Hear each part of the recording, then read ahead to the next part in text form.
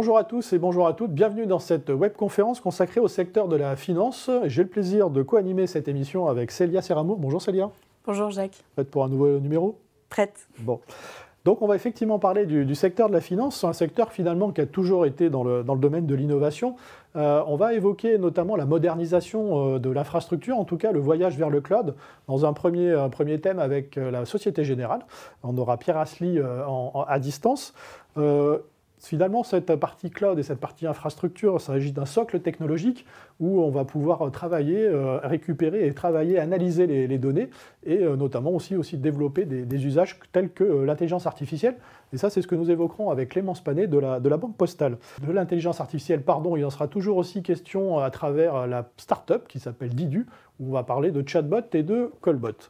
Enfin, peut-être en fil rouge, à l'intérieur de ces différentes problématiques, il y a la question de la sécurité. Et là, nous évoquerons cette question de la sécurité avec Benoît Fuseau, qui est président du CLUSIF et RSSI de la CASDEN Banque Populaire. Et avec lui, on fera un petit focus sur la notion de sensibilisation à travers des indicateurs pour essayer d'éclairer les collaborateurs dans le secteur de la finance autour de la cybersécurité. Donc comme vous voyez, une matinée riche en débats et riche en discussions. Et on va passer tout de suite à notre premier invité. Et je laisse la parole à Célia.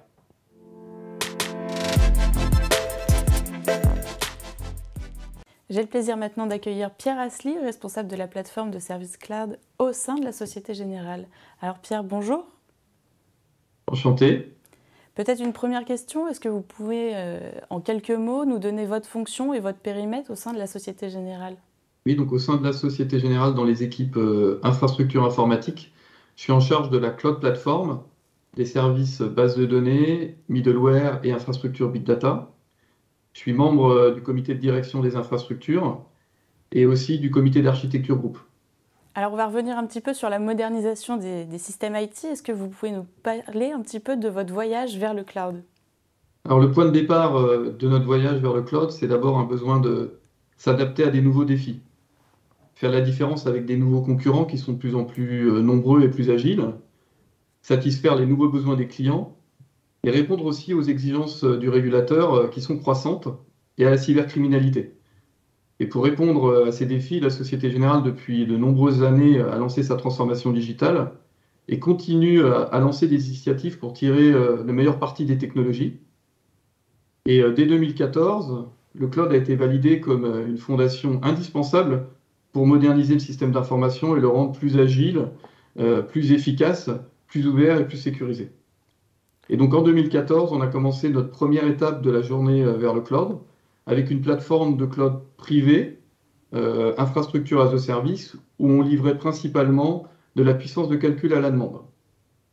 Les premiers bénéfices qu'on a eus avec les développeurs, qui étaient les utilisateurs de cette plateforme, c'est le fait qu'ils disposaient à la demande en une dizaine de minutes de puissance de calcul, à la place de plusieurs semaines auparavant et un système de tickets.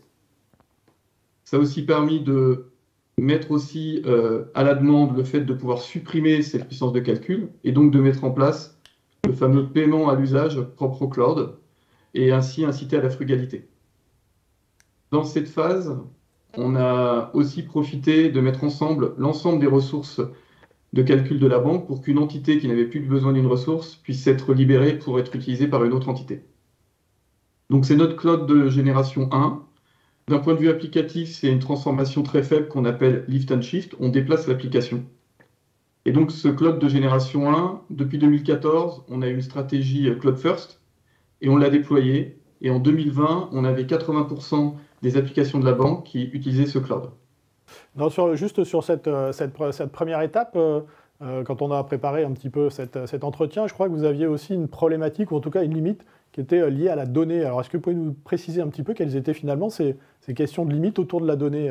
Est-ce que ça a été un petit peu bloqué ou ça a été freiné justement par les questions de données? Dans cette première phase de la transformation cloud, non. Mais on a eu deux phases suivantes. La phase qui est ensuite, en 2018, on a décidé d'aller beaucoup plus loin et de transformer, de fournir pas seulement de la puissance de calcul, mais l'ensemble des services d'infrastructure. Donc en 2018, on a lancé une plateforme qui était une plateforme hybride qui intègre du cloud public et du cloud privé. Et un peu plus tard, on a décidé en 2021 de faire une analyse complète du patrimoine applicatifs, et où on a vu pour chaque application est-ce qu'il y avait une valeur d'aller dans le cloud. Et c'est ce qu'on a lancé dernièrement, où on a lancé un projet qui s'appelle GoToCloud, qui a pour ambition d'avoir à 2025 75% des applications qui sont hébergées dans un cloud de deuxième génération, et d'avoir 20% des applications qui sont cloud native, c'est-à-dire au plus haut degré de transformation des applications. Et dans cette journée, on a effectivement rencontré quelques challenges liés à la donnée. Je peux vous en citer quelques-uns. Un des challenges, ça a été le fait qu'on utilise le cloud public d'une manière native. Et donc, on a dû développer des systèmes qu'on a appelés Trust and Control, qui va par exemple interdire à un développeur de déplacer la donnée dans une autre région. L'autre enjeu lié à la donnée, c'est le fait qu'on a dû analyser notre patrimoine applicatif pour décider est-ce qu'une donnée peut être hébergée dans le cloud public ou dans le cloud privé. La Société Générale autorise à héberger des données dans le cloud public à condition qu'on respecte la régulation locale. Et à date, les données des particuliers français restent dans le cloud privé. Et peut-être un dernier point sur la donnée qui est intéressant, c'est le fait de gérer la donnée dans un environnement multi-cloud. C'est le phénomène qu'on appelle la data gravity. Une application, pour fonctionner, elle a besoin de données. Donc en général, elle va se déployer dans le cloud qui dispose de la donnée. Et l'application elle-même va continuer à générer des données. Et plus un cloud a des données, plus il attire des applications. Et là, encore aujourd'hui, c'est un vrai challenge quand on a, comme la Société Générale, un cloud privé et deux clouds publics. Donc voilà des exemples de challenges liés à la donnée. Alors cette problématique de données étant fixée, Pierre Asly, est-ce que vous pouvez nous donner, vous avez donné quelques éléments en tout cas sur les différentes étapes et puis où vous en êtes aujourd'hui, peut-être revenir justement sur cette migration actuelle. Est-ce que vous pouvez nous en dire un petit peu plus sur justement la partie applicative? On a parlé de lift and shift.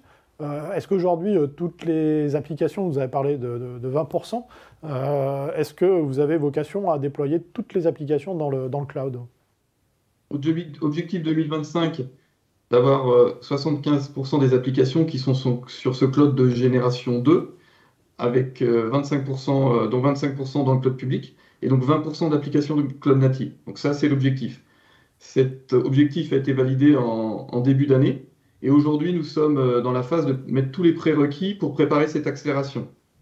Des exemples de prérequis, c'est pour passer à l'échelle dans le cloud public, on doit renforcer encore des éléments de sécurité, d'opération et de gestion des coûts. On met en place une Cloud Migration Factory qui va nous permettre d'industrialiser la transformation des applications. Et puis aussi, on ouvre une Cloud Academy pour former nos collaborateurs. Voilà les éléments de notre transformation applicative que nous sommes en train de mettre en place. Bien sûr, en parallèle, on continue à déployer notre cloud de génération 2. Et à titre d'exemple, un indicateur qui est parlant d'un point de vue infrastructure, c'est l'adoption des conteneurs. Et en un an, on est passé de 30 000 à 40 000 conteneurs. Voilà quelques illustrations. Vous êtes sur un environnement Kubernetes, notamment pour la Gen 2, enfin en tout cas la partie deuxième génération. Oui, toute la nouvelle génération Gen 2 est basée sur Kubernetes. Oui. Et vous êtes aussi dans une démarche très orientée API. Est-ce que vous pouvez nous expliquer un petit peu ce que cela implique finalement ? Alors, au sein du groupe Société Générale, il y a plus de 4000 API dans le catalogue. C'est un moyen de réutiliser les briques entre les entités et aussi de développer plus rapidement. En général, les API, c'est plus dans les équipes applicatives. Mais comme en 2018, on a lancé cette plateforme infrastructure qui était complètement faite à partir d'API, on a introduit des API au niveau des équipes infrastructure. Qu'est-ce que ça a impliqué ? Le fait d'utiliser des API, ça rend une architecture modulaire. Le challenge qu'on peut avoir, si l'architecture n'est pas assez rigoureuse, c'est qu'on peut avoir un système complexe et inopérable. Donc dans la phase de conception, la première implication, c'est d'avoir vraiment une architecture donc rigoureuse. On a pu, vu qu'on partait d'une feuille blanche, bien normer les interfaces, s'assurer qu'on utilisait les API avec un seul système d'authentification pour loguer les informations, pour mesurer. Et c'est ça qui donne la notion de plateforme.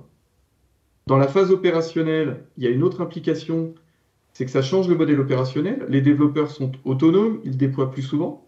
Donc il y a une exigence sur la façon dont on documente. Le contrat de service doit être explicite, mesuré. Et on doit mesurer l'usage pour être sûr que les API ne sont pas complètement inutilisées. Et le dernier point pour des équipes infrastructure, c'est de passer dans un mode de développement. Donc on a dû acquérir des compétences de développement et puis aussi utiliser des outils de développeurs. Et pour simplifier ça, on a décidé d'utiliser un seul langage qui est Python pour que notre transformation ne soit pas trop complexe. Alors la tendance, c'est à la souveraineté. On peut notamment faire référence à Gaia-X. Est-ce que vous pouvez nous dire comment vous vous intégrez là-dedans? Alors, on suit avec attention la tendance de la souveraineté.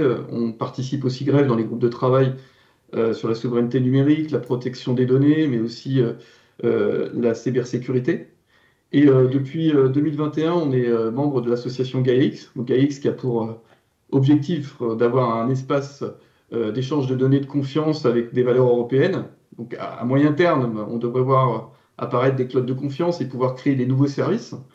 Nous, aujourd'hui, on suit attentivement les dernières annonces des clouds de confiance, même si elles sont en train de décaler.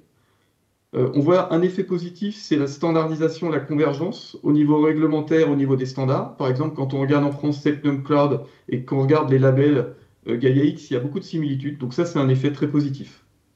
Et nous, dans notre stratégie, vu qu'on a une stratégie multi-cloud, s'il y a un code de confiance qui émerge et qui respecte complètement les règles, le réglementaire et qui a un apport de valeur, on sera capable de l'inscrire dans notre stratégie. Là, aujourd'hui, vous regardez déjà tout ce qui se fait autour de la partie bleue ou Sense, enfin en tout cas la partie Thales, Google. C'est des choses qui vous intéressent? Vous êtes déjà en discussion avec ces types de partenaires? Oui, ça fait partie de notre veille active. On les voit régulièrement, les offres, pour savoir où ils en sont, quand est-ce qu'ils vont livrer. De la même manière, on a suivi les prototypes GaiaX pour voir qu'est-ce qui devient concret. Donc nous, c'est important de comprendre l'évolution technologique pour trouver le bon moment où il y aura une valeur à aller plus loin avec ces solutions. Pierre Asly, peut-être avant une dernière question, notamment sur les bénéfices que vous avez fait dans votre migration cloud. Vous en avez un petit peu parlé au début de l'entretien. Est-ce que vous pouvez aller plus loin, en tout cas aujourd'hui? Quels sont les bénéfices attendus de cette migration vers le cloud, en tout cas dans le cloud, et l'évolution de la migration vers le cloud? Oui, pour un peu résumer les bénéfices, je dirais que le premier, c'est l'innovation et la capacité de livrer plus rapidement et plus souvent des nouveaux services aux clients. On travaille avec des cycles courts, donc ça permet d'avoir vraiment une adéquation avec les besoins des clients. Ensuite, il y a la qualité de service, en renforçant la sécurité et la robustesse. C'est une attente des clients, mais aussi des régulateurs. On a en tête aussi, on utilise l'élasticité, le fait de vraiment s'adapter à la demande des processus pour mettre à disposition les infrastructures et ensuite les libérer. Et puis après, il y a un bénéfice transverse qui est le fait d'avoir une efficacité opérationnelle parce qu'on optimise les processus. Par contre, il faut garder en tête que pour obtenir tous ces bénéfices, il y a un point très important, c'est qu'il faut réellement transformer les applications et il faut changer le modèle opérationnel pour qu'ils puissent adopter des approches agiles. Sinon, on n'arrive pas à obtenir tous ces bénéfices que je viens de mentionner. Juste un point sur l'acculturation, parce que là on a parlé beaucoup technique et technologie. Sur la partie acculturation à la fois des métiers, à la fois des humains, en tout cas sur la partie cloud, c'est quelque chose qui est fait ou en tout cas il y a encore besoin de formation? Alors il y a toujours besoin de formation, hein. Le cloud, c'est un sujet qui reste compliqué. On essaie de l'expliquer d'une façon simple. Donc c'est l'objectif qu'on a quand on crée une Cloud Academy. Mais on avait déjà, depuis plusieurs années, plusieurs fois expliqué les principes du cloud. Donc aujourd'hui, on poursuit dans notre troisième phase d'accélération cloud. On va poursuivre ce travail avec la Cloud Academy qui a une vocation de former nos collaborateurs et de vulgariser pour tous les niveaux le cloud. Et on a aussi en interne donc, des cursus de certification en fonction des différents profils. Et au-delà justement de la Cloud Academy, vous aviez, j'imagine, des besoins en compétences particulières dans votre transition vers le cloud. Est-ce que vous en avez toujours aujourd'hui besoin? Oui, on a toujours besoin. Alors, les compétences, c'est quoi? C'est les développeurs, comme j'ai évoqué, pour faire évoluer les API. Avec le passage à l'agile à l'échelle, il y a des nouveaux rôles qui sont apparus. Il faut savoir qu'à la Société Générale, dans les équipes IT, il y a déjà 60% des équipes qui fonctionnent à l'échelle et on a un objectif d'être à 80%. Donc il y a des nouveaux rôles qui apparaissent. Donc au sein des infrastructures, les fameuses API, on les a regroupées en produits et les produits sont développés par des feature teams. Ces feature teams, il y a des nouveaux rôles qui apparaissent comme des product owners, des scrum masters, des service managers. Et il faut savoir que tous ces gens-là, pour qu'ils puissent livrer cette valeur, on les regroupe dans des trains agiles, une dizaine de feature teams, avec un conducteur de train qu'on appelle un RTE. Et ce conducteur de train réunit toutes ces équipes agiles toutes les 10 semaines, pendant 2 jours, pour définir la roadmap. Donc ça veut dire que derrière, il y a beaucoup de profils qui se créent, aussi bien au niveau des architectes et au niveau de la sécurité. Les équipes CO vont acquérir des compétences FinOps, les équipes opérations vont acquérir des compétences SRE, c'est ce qu'on trouve chez Google. Et on a aussi des profils de Professional Services qui vont justement accompagner la transformation des applications et aussi former les collaborateurs. Donc en termes de compétences, on a besoin pour réussir notre transformation de développeurs, d'expertise public cloud, containers, bases de données, aussi renforcer la partie architecture et sécurité. Donc on forme nos collaborateurs et on a un recrutement actif pour des profils qui sont intéressés pour participer à cette aventure du cloud et qui ont envie d'évoluer dans un environnement agile et international. Eh bien, ce sera le mot de la fin. L'appel à candidature est lancé au sein de la Société Générale, en tout cas. Pierre Assely, merci beaucoup. Merci pour votre accueil. Et je laisse la parole à Jacques pour accueillir notre prochain invité. Vous êtes toujours sur la conférence LMI secteur finance. J'ai le plaisir d'accueillir maintenant Sanida Tang. Bonjour. Bonjour. Alors vous êtes manager des équipes avant-vente chez Cloudera. Et avec vous, on va évoquer le big data à l'heure du cloud. Alors peut-être, première question, c'est vrai que le big data a eu un petit peu grande presse à une certaine époque, un petit peu moins aujourd'hui. En fait, il y a beaucoup d'entreprises qui ont commencé à développer du big data. Et finalement, le résultat n'a pas été nécessairement au rendez-vous. Comment vous expliquez ce côté déceptif ? Alors en effet, nous, Cloudera, nous sommes un acteur majeur dans le monde du big data depuis une dizaine d'années. Et lorsque nous échangeons avec nos clients sur le sujet, il y a trois grands facteurs qui apparaissent. La première, mais qui est liée à l'évolution du monde informatique, qui est la croissance de la volumétrie des données sur l'Internet. Donc une étude montre qu'il y a une évolution de plus de 20% chaque année, ce qui veut dire que cette volumétrie est un vrai challenge vis-à-vis des clients afin de la manipuler.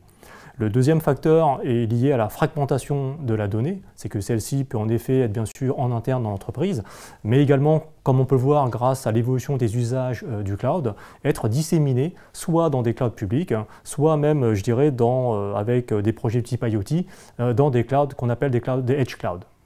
Donc cette dissémination est un deuxième challenge qui n'aide pas nos clients justement à pouvoir condenser, à manipuler simplement la donnée. Et le troisième point, notamment dans le secteur financier qui nous intéresse aujourd'hui, est lié justement aux contraintes de régulation des acteurs du monde de la finance, qui les obligent justement à respecter des contraintes de sécurité et de régulation quant à la localisation et à la sécurité de leurs données. On va revenir sur la question de la gestion des données, en fait, qui relève finalement plusieurs défis, y compris pour le secteur financier. On va s'attarder sur trois, que ce soit l'agilité, la confiance et puis finalement la culture de la donnée en entreprise. Peut-être la première question sur l'agilité, on parle du cloud. Qu'est-ce qu'on peut dire sur cette fameuse agilité ? Alors, comme je l'ai précisé, par rapport aux différents challenges que peuvent rencontrer nos clients et notamment dans le secteur financier, l'idée c'est de pouvoir justement utiliser la donnée où elle est le mieux située. Donc ça veut dire que la donnée peut être on-premise, peut être dans des cloud providers. Et ce qu'on propose nous chez Cloudera, c'est une capacité à utiliser une plateforme technologique qui permette à nos clients justement de pouvoir traiter cette donnée, qu'elle soit en interne ou en externe, et de pouvoir éventuellement déplacer cette donnée d'un hyperscaler à un autre. Tout en respectant justement des contraintes de régulation que j'ai mentionnées, qui sont très très fortes chez nos clients du secteur financier. Alors, ça fait une transition sur la deuxième partie qui est plutôt liée à la confiance. À l'intérieur de ce terme, vous intégrez à la fois la sécurité et la gouvernance. Tout à fait, la sécurité et la gouvernance sont les deux grands piliers qui vont permettre justement d'apporter de la confiance dans la data. La sécurité est assurée par les mécanismes qui encourage nos clients à déposer les données sur notre plateforme à travers justement des systèmes d'audit, de tracking, de journalisation qui leur assurent qu'effectivement ils sont bien en respect des régulations qu'ils doivent avoir. La deuxième, la gouvernance, c'est effectivement s'assurer de qui peut accéder à la donnée, de s'assurer que cette donnée puisse être partagée, mais de façon, entre guillemets, gouvernée, comme on vient de le dire, pour éviter justement soit des fuites de données, soit l'accès à de la data qui ne devra pas être par certaines personnes. On intègre aussi la partie rafraîchissement des données, en tout cas viabilité des données à l'intérieur de cette gouvernance. Alors tout à fait, chez Cloudera, on a la volonté d'aider nos clients sur le cycle de vie global de la donnée, en partant de son ingestion, donc sa collecte, de son stockage, de son enrichissement, de son traitement. Ce qui veut dire qu'en effet, lorsqu'on prend ce cycle de vie complet, on est bien entendu sur une qualité de la donnée en termes de manipulation et bien entendu en termes de traitement et de rafraîchissement. Dernier point, en tout cas dernier pilier, la culture de la donnée, peut-être la question la plus difficile, en tout cas la stratégie la plus difficile à mettre en place. Comment justement on incite à adopter une culture de la donnée au sein de l'entreprise? Alors en effet, la culture de la donnée met en jeu des principes qui ne sont que très peu techniques, en quelque part. Il y a une notion actuellement qu'on appelle le data mesh, qui a pour vocation justement de faire en sorte que les business units soient considérés comme des domaines de données, d'accord ?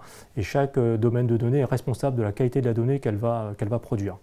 Donc ça veut dire quoi? C'est-à-dire qu'on va augmenter la qualité de cette donnée, cette capacité donc à apporter de la valeur au traitement de cette donnée, mais également être en capacité de faire en sorte que ces données puissent être partagées entre ces différents domaines. D'où la capacité à Cloudera de proposer là, par contre, une solution technologique qui permet justement de faire en sorte que cette donnée puisse être partagée avec l'ensemble des domaines. Alors aujourd'hui, on parle du secteur financier. Est-ce que vous avez des cas d'usage, en tout cas, qui sont peut-être les plus représentatifs dans ce domaine? Alors en effet, le secteur financier est un vertical très important chez Cloudera. À titre d'information, on a plus de 450 clients dans ce secteur à travers le monde. Et au niveau des cas d'usage que nous rencontrons le plus, il y a un premier cas d'usage qui peut être commun également à d'autres verticaux que nous appelons la gestion de la relation client. C'est ce qu'on peut appeler le Customer 360. C'est être en capacité justement de faire en sorte d'avoir de nouveaux clients, d'éviter du churn, etc. Ensuite, on a des cas d'usage qui sont beaucoup plus liés au secteur financier, que sont la gestion de la conformité, avec tout le respect des normes que doivent avoir les secteurs financiers, BAL 2, etc. Le troisième, c'est la gestion des risques. Donc en capacité d'aider nos clients bancaires à faire du scoring, que ce soit dans l'assurance, que ce soit dans les prêts, etc. Et le dernier cas d'usage qui a plus de visibilité aujourd'hui, qui est la lutte contre la fraude, où en effet on peut très bien parler de fraude à petite échelle, qui est la sécurisation des transactions, éviter que des cartes bancaires soient utilisées à notre insu, jusqu'au justement la détection et la prévention du blanchiment d'argent. Sani Datang, merci beaucoup pour cette présentation. Et puis on va retrouver dans quelques secondes aussi une autre vision, un autre pan du Big Data qui est plutôt lié avec l'intelligence artificielle. En tout cas, merci beaucoup pour votre présentation. Merci. Et donc nous passons maintenant à notre prochain intervenant. Il est temps de retrouver maintenant notre invitée suivante. J'ai le plaisir d'accueillir Clémence Planet. Bonjour Clémence. Bonjour. Alors vous êtes Chief Data Scientist et responsable de la Data Factory au sein de la Banque Postale. Alors peut-être première question, en présentation de vos postes, votre fonction exacte au sein de la Banque Postale, et puis un petit bref rappel du périmètre de la Banque Postale, qui est la Banque Postale.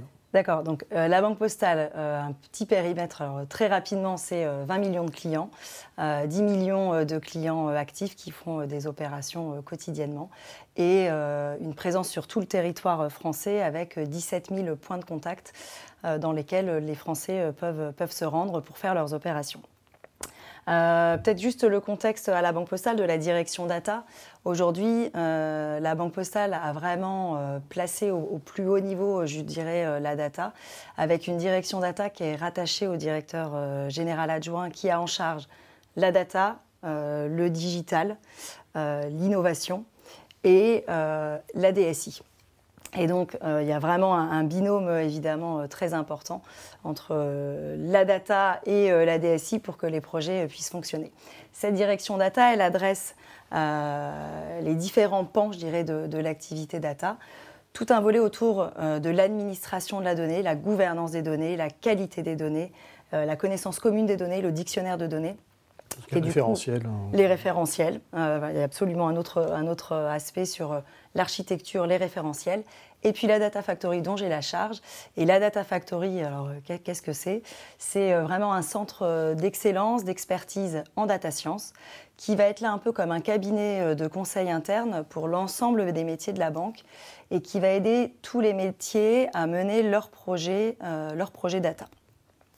Donc c'est à la fois une direction centrale, c'est une direction qui compte, la Data Factory, c'est à peu près 8 data scientists, donc évidemment ce ne sont pas tous les data scientists de la banque. Il y a cette organisation centrale, mais à côté, il y a des métiers qui vont être aussi, pour un certain nombre, autonomes dans leur projet. Et donc la direction data, elle vient en relais, en appui de l'ensemble des métiers. Et quand je dis qu'on accompagne les métiers dans leurs projets data, on les accompagne vraiment sur toute la chaîne de valeur de la data, parce qu'il n'y a pas que de l'IA dans ce que l'on fait, parce que c'est vrai qu'on peut faire, on doit avoir de la data pour faire de l'IA, mais très clairement, heureusement, il y a de la data sans IA.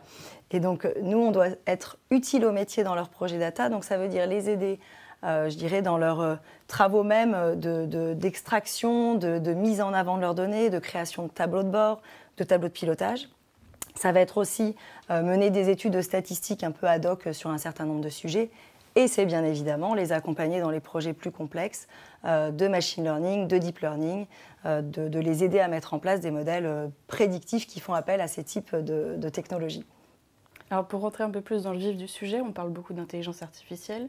Est-ce que vous avez des exemples de cas d'usage qui utilisent et qui intègrent l'algorithme? Alors oui, il y a beaucoup d'exemples. Historiquement, les banques, elles collectent beaucoup de données depuis très longtemps sur leurs clients. Alors au départ, c'était pour des besoins réglementaires, parce que les banques, elles sont extrêmement régulées, elles ont un certain nombre de règles à suivre en matière de connaissance de leurs clients, qui imposent une collecte importante de données. Elles ont des règles aussi à suivre en matière de sécurité. Donc, il y a tout un volet relatif à la sécurité, à la protection des risques, qui va faire appel à de l'intelligence artificielle. Pour vous donner un exemple très concret, typiquement lorsque on octroie un crédit à quelqu'un, derrière, il y a eu un modèle qui a tourné, qui s'est entraîné, qui a appris sur les clients qui ont déjà fait défaut, les clients au contraire qui ont bien honoré leur remboursement. Et donc, lorsque un client demande un crédit, eh bien, il y a un modèle derrière qui va considérer eh bien, que ce client est plus ou moins risqué et en fonction de son risque, accorder ou non le crédit. Donc il y a vraiment tout un volet autour de la réglementation, la protection des risques. Également la sécurité financière. Il y a beaucoup d'algorithmes maintenant qui permettent de lutter contre le blanchiment et le financement du terrorisme. Derrière, eh bien, il y a des algorithmes qui tournent pour détecter des comportements atypiques. Et puis si je viens sur un volet peut-être plus traditionnel aussi, c'est tout ce qui est des modèles de ciblage marketing, où là l'objectif c'est de bien vendre nos produits, donc le bon produit au bon client. Eh bien, tous les ciblages marketing font appel à ce type de méthode. Alors on a vu les différents cas d'usage de l'intelligence artificielle, en tout cas du machine learning ou du deep learning. Est-ce que finalement on arrive avec ces méthodes à créer des nouveaux produits, de nouveaux services? Alors j'allais dire pour aider soit le collaborateur ou même à destination du public. Alors absolument, en fait, l'intelligence artificielle et toute l'algorithmie qu'on met en place, elle a vraiment la vocation d'aider les collaborateurs dans leur travail. Encore quelques exemples. Lorsque vous avez des centres d'appel qui répondent eh bien, à tous les appels des clients, qui très régulièrement formulent les mêmes réponses parce que les questions sont assez récurrentes, eh bien, on voit que la possibilité d'analyser la voix a permis l'avènement de tous les callbots et les chatbots, et que ça, très clairement, ça va venir aider les conseillers ou soulager les conseillers dans un certain nombre de réponses. Ça va jusqu'à l'analyse de sentiments, parce qu'aujourd'hui, on sait que la voix, après, on automatise, on industrialise. Mais la finalité, c'est détecter, savoir si quelqu'un est en colère ou il y a de l'empathie derrière. Alors, à la Banque Postale, on a mis en place un callbot qui s'appelle Lucie, qui est personnalisé, qui maintenant prend en charge un certain nombre d'appels. Alors, de façon très spécifique, elle est là pour informer les clients sur leurs opérations qui se sont faites sur leur compte et notamment sur le solde des clients. Pourquoi ? Parce que à la Banque Postale, on a une clientèle fragile enfin une part de clientèle fragile assez importante. Et en début de mois, vous avez le versement des prestations sociales. Et donc en début de mois, il y a vraiment un pic d'appels relatif à la consultation de son solde. C'est à peu près 30% des appels en début de mois. Et donc, grâce à Lucie, eh bien, Lucie, elle est entraînée pour pouvoir répondre assez facilement à ces types de questions. Lucie, elle ne fait pas encore d'analyse de sentiments. En fait, c'est un chatbot, c'est un peu comme un enfant. Faut leur apprendre à faire les choses progressivement. Donc, elle ne fait pas encore ça, mais c'est en cours d'apprentissage et de recherche, et c'est bien dans nos perspectives. Mais elle permet surtout de dégager du temps aux téléconseillers pour que ces téléconseillers, au lieu de répondre, je dirais classiquement, aux demandes les plus classiques, vont au contraire prendre en charge des demandes bien plus complexes qui vont tout le temps nécessiter de l'intelligence humaine. Et là, l'intelligence artificielle, elle ne va pas être suffisante parce que c'est des demandes plus complexes à traiter. Et donc, c'est vraiment le téléconseiller qui va être au cœur de la réponse. Donc, il y a vraiment un volet dans l'IA de « j'aide le collaborateur à mieux faire son travail ». Il y a le même, dans la même idée. Je parlais tout à l'heure de lutte contre le blanchiment. Grâce à l'IA, eh bien, on va remonter un certain nombre de cas qui paraissent assez suspects.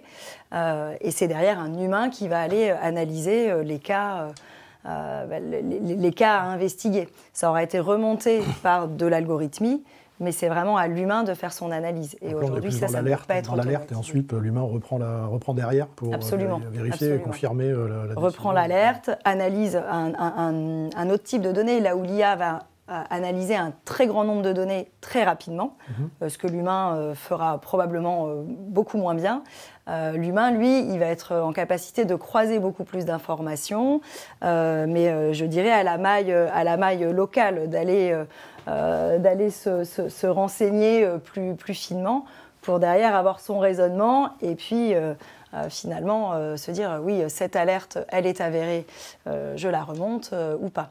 Donc il y a vraiment cette idée d'aider le collaborateur. En préparant l'émission, on a évoqué aussi la question de l'identité. Enfin, vous travaillez aussi sur l'analyse de l'identité. Est-ce que vous nous en dire un petit peu plus sur ces travaux? Oui, alors en effet, j'ai parlé d'un certain nombre de cas d'usage qui font plutôt appel à l'analyse de données dites structurées, un peu traditionnelles. Alors c'est moins vrai pour les callbots. Les callbots, c'est possible parce qu'on a l'analyse de la voix qui n'était pas possible auparavant.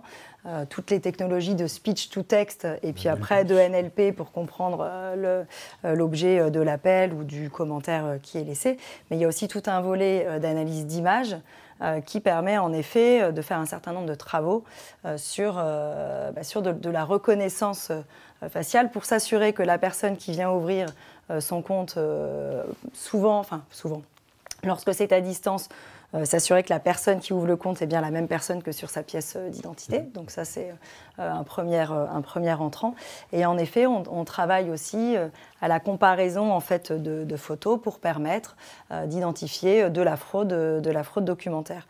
Et là, dans les travaux que l'on mène, c'est vrai que cette comparaison massive de photos, encore une fois, l'humain n'est pas en capacité de le faire, et puis ça pose aussi la question de l'intérêt. Est-ce que c'est intéressant de comparer toutes des milliards des millions de photos qui vont du coup faire des milliards de comparaisons?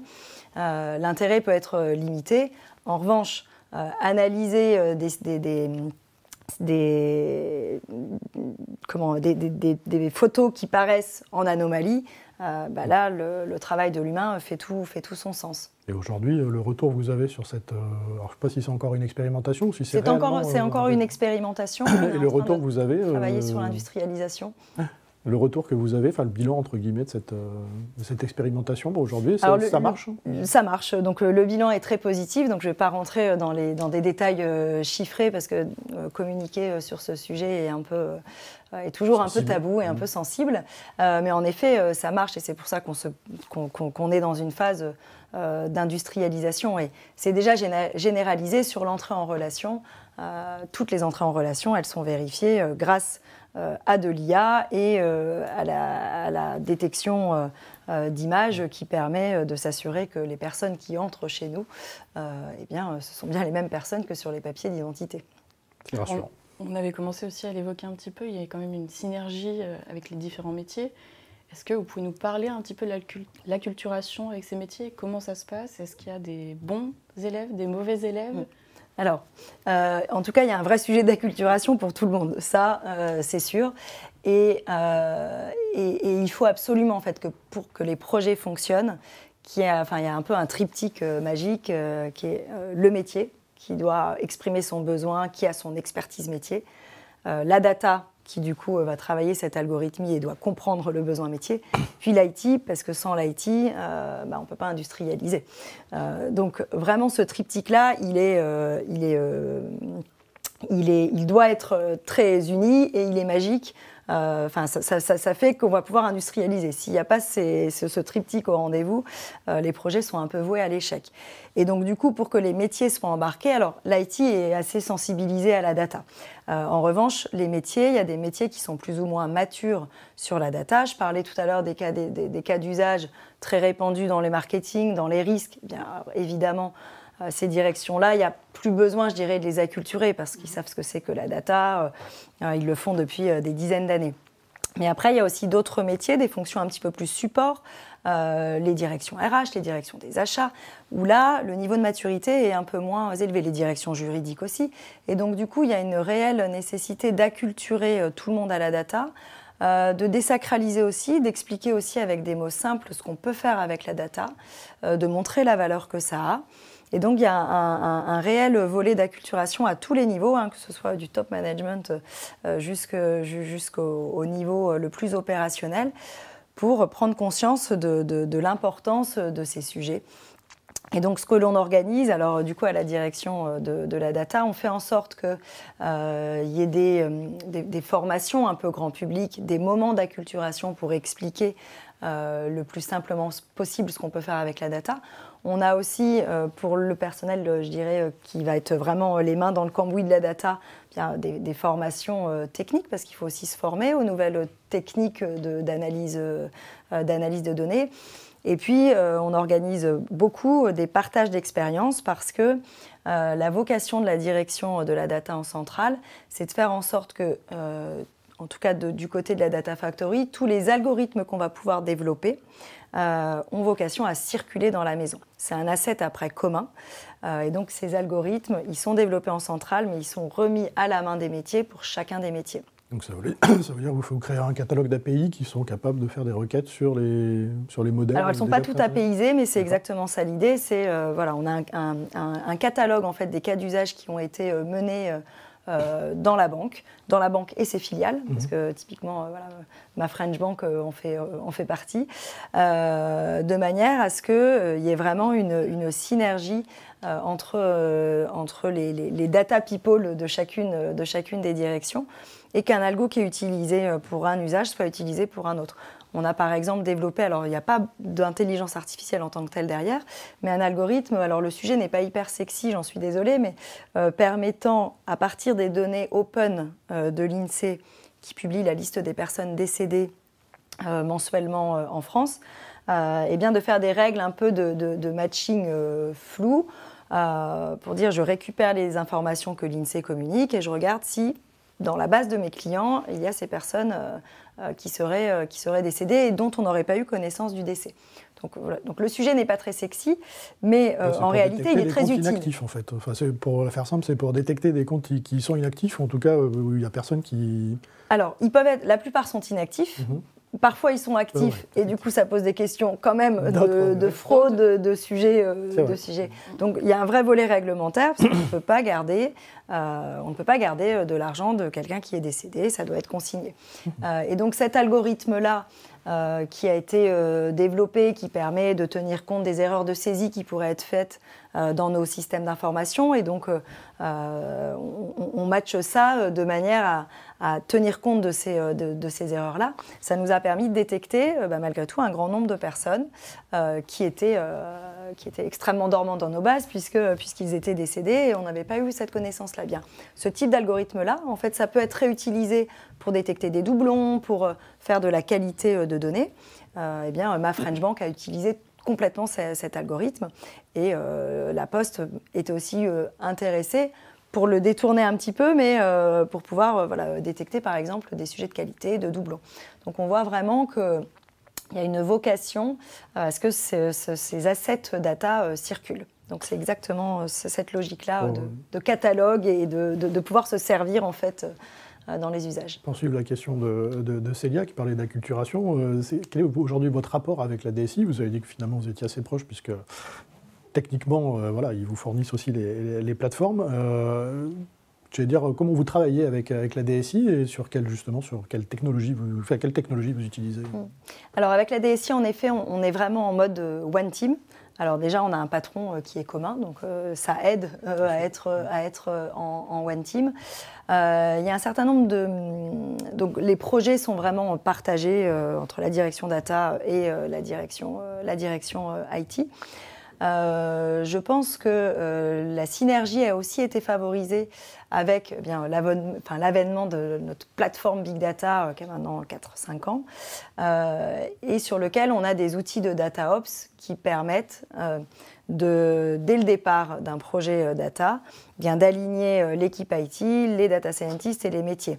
Tout le monde est sur le même espace, à la vue de ce qui est codé par les uns par les autres.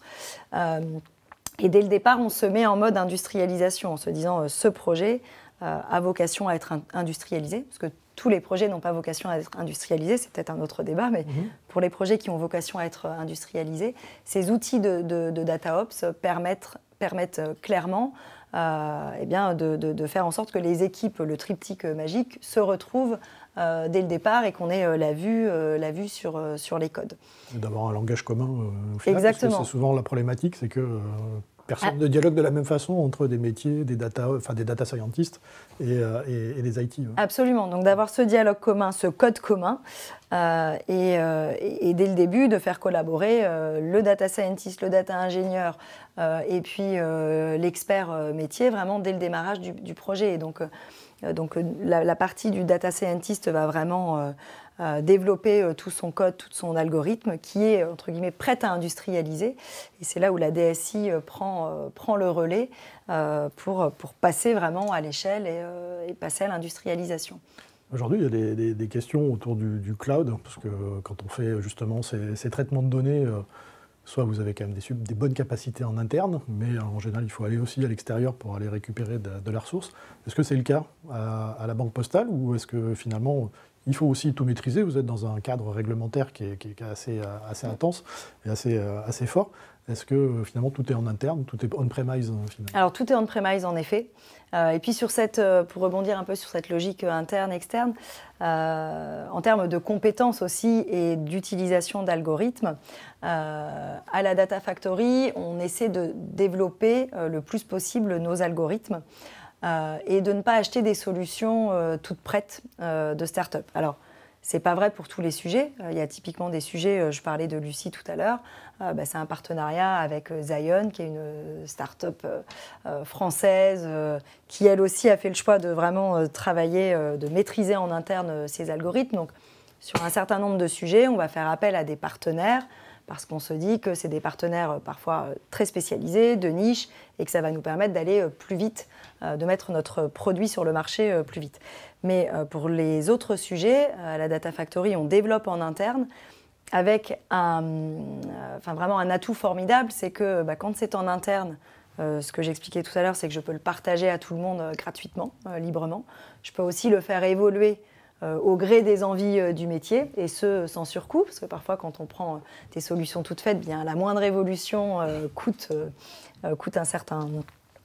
est assez onéreuse. Donc, il y a vraiment cette idée de maîtrise en interne qui est importante.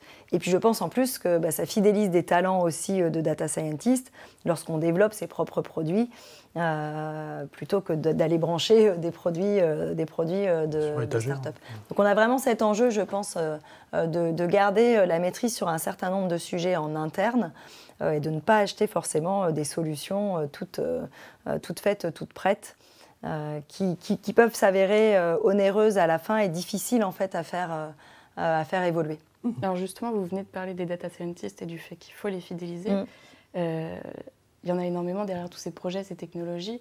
Est-ce que c'est dur de recruter en ce moment ? Alors oui, c'est assez dur. Enfin, c'est vrai que moi-même, là, pour remplacer une personne qui est partie dans mon équipe, j'aurais quasiment mis 1 an avant de trouver alors soit le bon profil, soit des profils qui devaient venir puis finalement ne viennent pas parce qu'ils ont trouvé une autre proposition. Donc c'est vrai que c'est, je dirais, difficile de recruter, surtout de recruter des talents plus expérimentés. C'est moins vrai sur des jeunes data scientists parce que souvent c'est des sorties d'école et il y a quand même beaucoup de formations maintenant en data science. Donc je dirais que sur les data scientists juniors, on arrive à les recruter assez facilement. En revanche, les profils un peu plus expérimentés sont plus difficiles, je trouve, à acquérir. Et puis après, on a un sujet de les fidéliser. Je pense que les data scientists, bon, ils sont extrêmement chassés. Ils ont aussi envie d'avoir un changement en fait, assez régulier dans leur sujet, ce qui fait qu'en moyenne, je dirais qu'on va les garder 2-3 ans. Au-delà de 3 ans, on est content si ça peut perdurer. Donc il y a vraiment, en tant que manager, d'anticiper aussi ce turnover qui va être assez récurrent et donc d'où la nécessité encore plus de créer une vraie synergie dans l'équipe, une maîtrise aussi, une maîtrise croisée des sujets pour justement pallier des départs qui peuvent arriver régulièrement. Et je pense qu'une des clés aussi pour les faire venir, c'est justement la diversité des sujets. Et donc, alors quand on est la Banque Postale, c'est aussi un terrain de jeu formidable parce que, comme je vous disais, avec 20 millions de clients, on parle vraiment de big data, on en a beaucoup des données et on en a depuis plus de 10 ans d'historique. Donc on a un vrai terrain de jeu qui est très intéressant pour un data scientist. Parce que pour pouvoir faire de l'IA, il faut quand même qu'il y ait de la data. Donc ça, on a vraiment ce qu'il faut. On a aussi des technologies, donc avec cette plateforme Big Data, des outils qui sont assez nouveaux et du coup qui attirent les talents. Et puis en étant en centrale, en accompagnant les différents métiers, on a la chance aussi de toucher des sujets extrêmement variés. Et je pense vraiment que la diversité des missions et l'intérêt des missions, la finalité en fait des projets qui vont être livrés est extrêmement importante pour les data scientists. Dans les projets dont vous citez ou la variété, est-ce que vous avez des questionnements autour, quand on parle d'intelligence artificielle, on entend aussi Général Contreco avec la partie éthique, tout ce qui est explicabilité, etc. Est-ce que c'est un élément important aussi dans votre démarche dans l'intelligence artificielle? Alors, tout à fait, extrêmement important. On a d'ailleurs, dans mon équipe, on accueille d'ailleurs une thésarde dont le sujet est vraiment l'explicabilité des algorithmes. Et cette explicabilité des algorithmes, c'est vraiment une partie importante de l'IA éthique. Donc, on développe aussi des outils d'explicabilité avec la même philosophie que ce que j'expliquais tout à l'heure, c'est que les outils qui sont développés d'explicabilité, la vocation, c'est qu'on les diffuse évidemment au sein des différentes directions et que ça devienne systématique. Lorsqu'on développe un modèle, on est en capacité de bien l'expliquer et puis d'aller expliquer son fonctionnement et de challenger aussi les variables qu'on a mises. Et je pense qu'on n'est plus du tout dans... il y a eu un peu un moment où on se disait, dans mon modèle de data, je prends toutes les datas que je veux, n'importe lesquelles, je mets tout ça dans mon modèle et puis je laisse la machine faire, elle va me trouver les meilleures variables, les plus pertinentes et le meilleur résultat, la meilleure métrique de résultat. Je pense qu'on n'est plus du tout, en tout cas à la Banque Postale, on n'est pas du tout dans cette démarche-là. D'abord, on a un sujet vraiment d'être très... on a la frugalité dans ce qu'on va récolter comme données. On ne veut pas tout prendre. On veut prendre déjà des données dont on se dit ça a un sens métier en fait avec le sujet que je suis en train de traiter. Et puis il y a eu le RGPD qui fait aussi qu'à chaque fois il faut justifier pourquoi on prend cette donnée. On ne prend pas tout en fait. C'est comme ça. On a aussi un volet. Plus je prends de données, plus le modèle que je vais devoir entraîner et les étapes itératives avant d'arriver à mon modèle final vont consommer de la ressource, vont être vraiment trop consommateurs d'énergie. Et derrière, mon empreinte carbone, quand je fais tourner un algorithme avec plein de données, ça ne va pas forcément être bon. Donc je trouve qu'il y a aussi cette... rentrer dans le cadre de la sobriété aussi, c'est-à-dire qu'il va falloir intégrer aussi dans le RSE. Exactement, et se dire finalement entre un modèle qui va peut-être m'apporter un tout petit peu plus de performance, mais qui va être avec beaucoup de données et qui du coup en entraînement va être beaucoup plus... va prendre énergivore, absolument, eh bien on va sélectionner l'autre algorithme. Donc il y a vraiment cette approche d'IA éthique qui est un enjeu important, alors qui est en plus un enjeu important à l'aune de l'AI Act, où réglementairement il y aura un certain nombre de preuves à apporter pour montrer que les usages que l'on fait de l'IA sont éthiques. Mais même avant, je dirais même ce projet de texte, enfin cet AI Act, ce projet de réglementation, la Banque Postale, ces questions-là, elle se les est posées, elle s'est dotée de chartes dans le traitement de ces données qui sont partagées avec l'ensemble du groupe. Donc la Banque Postale, qui a un ADN extrêmement citoyen, c'est banque citoyenne, avait déjà ces questions bien à l'esprit avant même qu'il y ait un projet de réglementation.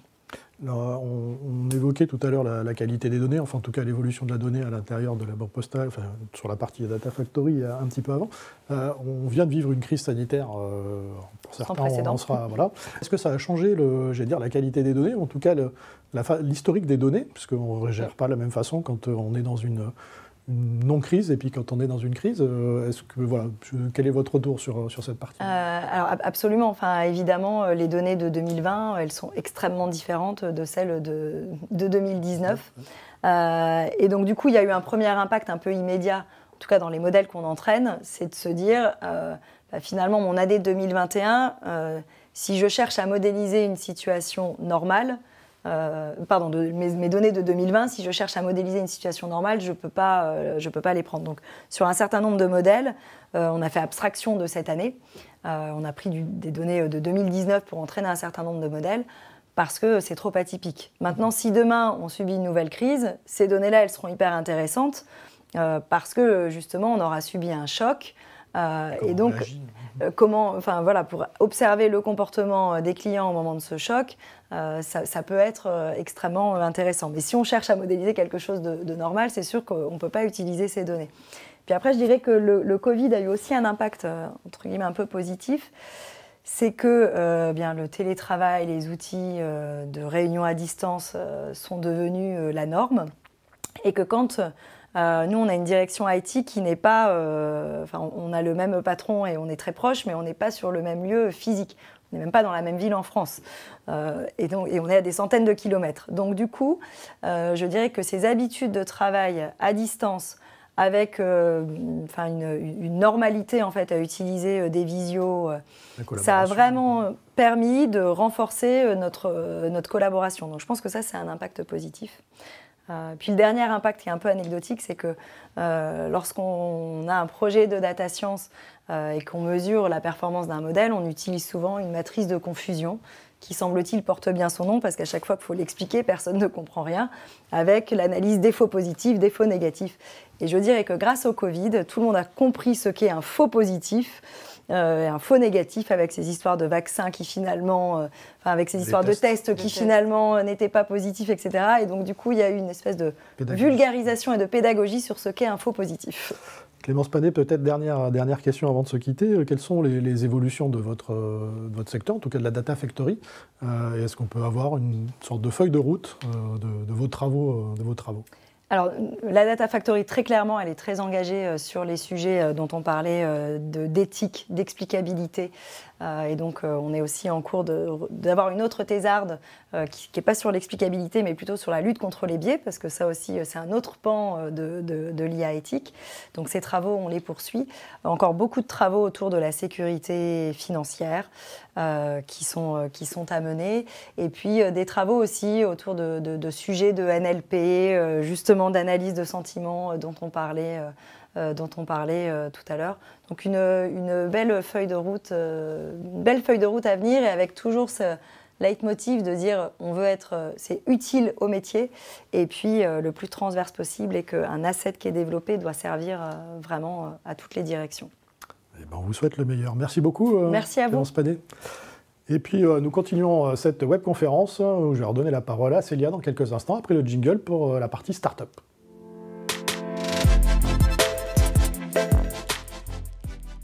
Nous accueillons à présent Mathieu Chanja, cofondateur de la start-up Didu, Do You Dream Up, en collaboration avec My French Startup. Alors Mathieu Chanja, bonjour. Bonjour. Alors je vous propose d'abord de présenter la start-up Didu et vous, votre fonction au sein. Très bien. Alors, Do You Dream Up, c'est plutôt une PME finalement qu'une start-up, parce qu'on a 12 ans d'ancienneté, presque 13 là en octobre. On est une société d'édition logicielle, donc on développe une plateforme d'IA conversationnelle. Le but étant de construire au-dessus de ça des chatbots ou des voicebots. Donc l'ADN initial de notre solution, c'est de se dire on met à disposition cette solution aux opérationnels métiers, donc ceux qui connaissent les réponses aux questions que leurs utilisateurs posent et non pas à des techniciens ou à des linguistes. Didu, donc je vous dis, à 13 ans, on a une quarantaine de collaborateurs dispatchés entre Paris et Bordeaux. On a près de 160 projets live sur une centaine de clients environ, dont une quinzaine dans le domaine bancaire. On a fait une levée de fonds pour la première fois en 2021, en mars l'année dernière, dans le but d'accélérer un petit peu nos voice bots, donc sur la partie voix principalement. Et, vous avez levé combien? Alors on a levé 6,3 millions d'euros. Ce qui est déjà bien. Merci. Sur quelle technologie vous reposez justement pour vos solutions? Alors on s'appuie sur une infrastructure et des middleware open source essentiellement. Tout le reste, c'est de la technologie propriétaire. Donc on a tout développé de A à Z. En 2009, quand on a commencé, il n'y avait pas toute cette mode autour des chatbots qu'on connaît aujourd'hui. Donc on a dû développer notre moteur de compréhension du langage naturel. On a dû développer notre stratégie conversationnelle et qu'on a fait évoluer au cours du temps. Maintenant, il y a beaucoup de concurrence et les clients sont très exigeants. Donc notre IT, notre R&D est très sollicité pour qu'on soit en progrès continu. Alors Mathieu, peut-être un point sur les différents usages qu'apporte la solution de Didu? Oui, alors notre solution, elle a deux cas d'usage principaux. Ce qu'on appelle la relation client. Donc là, on s'adresse aux clients de nos clients pour de l'aide à la navigation sur le site, pour de l'aide à l'achat, pour de l'assistance après-vente, et aussi de la relation salariée. Donc là, on s'adresse aux employés de nos clients pour des questions RH ou IT. Ok. Eh bien, écoutez, je vous propose de passer à une courte démonstration pour voir ça. Oui, avec plaisir. Donc là, ce qu'on voit, c'est une boîte de dialogue telle qu'on met sur les sites web ou les intranets de nos clients. Celle-là, elle répond à des questions pour une banque dans le domaine grand public. Et donc, on a une boîte de dialogue, on a vu un petit disclaimer RGPD au début. Et ensuite, on a des questions, donc une petite question sociale. On enchaîne sur le découvert autorisé et le chatbot est en capacité de répondre directement à la question sans avoir besoin de rediriger l'utilisateur sur une page. On peut faire aussi des actions. Donc là, on voit par exemple qu'on lui demande de modifier les plafonds. Le chatbot n'est pas juste là pour consulter, il peut aussi effectuer des choses à la place de l'utilisateur. Un autre exemple ici, c'est qu'on peut écrire avec des fautes. On n'est pas obligé d'être parfaitement linguiste. Et en plus, on peut utiliser son propre vocabulaire. Par exemple, espace client, compte personnel, etc. Chaque marque a son vocabulaire. Le chatbot est en capacité de comprendre. Alors, quels sont les principaux bénéfices finalement? Alors, le premier bénéfice qu'on voit, c'est vraiment l'expérience client. Donc là, on a quelques petits exemples. Le but, c'est de mettre à disposition une solution disponible tout le temps, donc 24 heures sur 24, 7 jours sur 7. On n'est pas dépendant des horaires d'ouverture du helpdesk ou du call center. On répond à un maximum de questions, donc avec le vocabulaire de l'utilisateur, mais aussi sur un périmètre assez large. On ne se restreint pas forcément à la page sur laquelle se trouve le chatbot. Et c'est pas parce qu'on parle d'un chatbot RH qu'il ne va pas être capable de comprendre les questions IT. Le but, c'est de traiter toutes les questions à faible valeur ajoutée, les plus fréquentes finalement. C'est vraiment la loi de Pareto. On a 80% des questions les plus fréquentes sont aussi celles qui ont le moins de valeur ajoutée. Le reste, quand ça devient un peu complexe, c'est redirigé à un conseiller qui va lui traiter les questions les plus compliquées. Et donc l'intérêt pour lui aussi, c'est de se décharger un peu de toutes ces questions à faible valeur ajoutée pour ne traiter que les cas les plus complexes. Je vais réparer une erreur faite au début. Je vous ai coupé la parole notamment sur la partie levée de fonds, mais de savoir quelle est votre fonction aussi à l'intérieur de Didu. Alors déjà, je me suis Jean, je suis un des cofondateurs de Didu et je suis historiquement, alors j'étais en charge de la partie IT et R&D à l'initiative de Didu, et les années avançant, la société grandissant, je suis devenu responsable de l'équipe projet, poste que j'occupe encore aujourd'hui, donc je suis directeur de projet, et donc je m'occupe à la fois des chefs de projet qui mettent en place nos chatbots chez nos clients, puisqu'on est éditeur mais on intègre notre propre solution, et ensuite des Customer Success Managers qui, eux, s'assurent de la bonne utilisation des chatbots chez nos clients. Alors pour rebondir justement sur ces questions des clients, est-ce qu'il y a un profil particulier, j'allais dire un secteur d'activité qui a plus d'appétence pour les chatbots, et puis des entreprises en particulier Alors on travaille avec tous les secteurs d'activité, on n'a vraiment pas de vertical ou de secteur préféré. On travaille avec de l'industrie automobile, avec des opérateurs téléphoniques, avec le public aussi, on a des préfectures, des mairies, des ministères, des banques, des assurances, des mutuelles.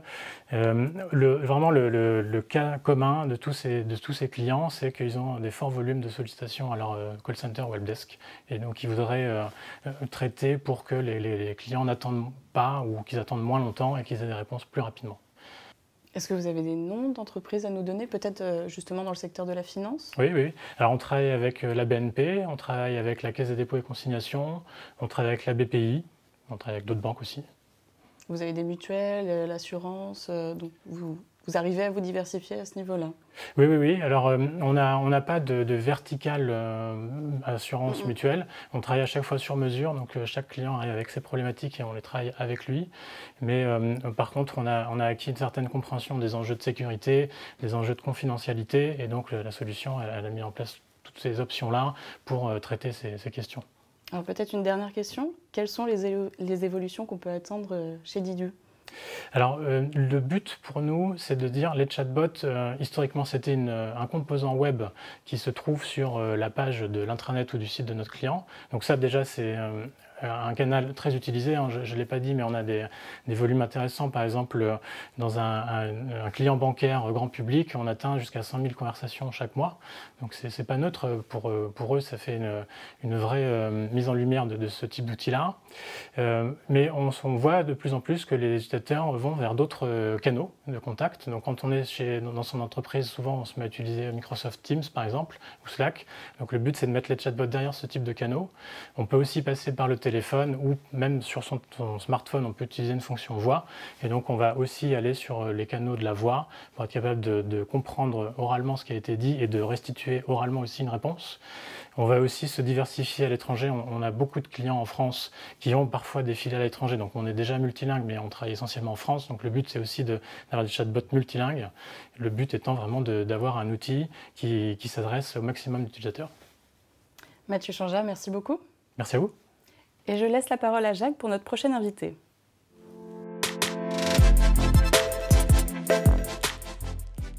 Tout à fait, Célia. Maintenant, nous retrouvons Benoît Fuseau, qui est président du CLUSIF et RSSI de la CASDEN. Benoît Fuseau, bonjour. Bonjour, enchanté. Alors, bon, je vais donner le titre de vos fonctions, mais peut-être vous éclairer un petit peu sur ce qu'est le CLUSIF, dont vous êtes le président. Oui, alors je suis le président depuis le mois de mai, depuis la dernière élection de l'Assemblée générale. Le CLUSIF, c'est 500 entreprises. On va fêter nos 30 ans, donc une association qui, voilà, donc 500 membres, mais 1200 participants. On fait à peu près 200 réunions de groupes de travail, donc notre objectif est bien le partage. La particularité du CLUSIF, et je pense que c'est important de le noter, c'est qu'on a une équité entre les offreurs et les utilisateurs, c'est que les gens payent la même cotisation. Notre objectif est vraiment dans le partage, où il y a un équilibre justement d'échange entre les offreurs et les utilisateurs pour produire en fait des livrables qui sont disponibles en priorité à nos membres pendant 6 mois et ensuite accessibles par tous les membres. Alors juste pour nos téléspectateurs, on parle bien ici de cybersécurité.